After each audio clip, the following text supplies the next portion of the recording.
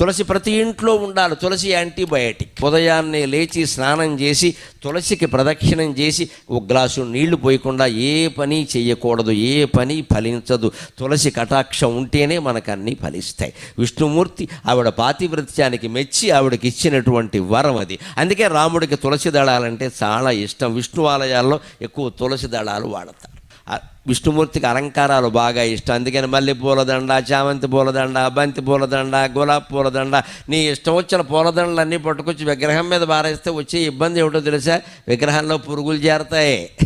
విగ్రహంలో పురుగులు చేరతాయి. పువ్వుల్లో పురుగులు ఉంటాయి కదా, విగ్రహంలో పురుగులు చేరతాయి. ఆ చేరినటువంటి పురుగులు విగ్రహానికి హాని చేస్తే అక్కడే చనిపోతాయి, అక్కడే కుళ్ళిపోతాయి, రకరకాలుగా అవుతాయి. ఆ విగ్రహానికి పట్టిన మురికి మొత్తం పోవాలి అంటే విష్ణుమూర్తి ఆలయాల్లో తులసిమాల తప్పకుండా వెయ్యాలి.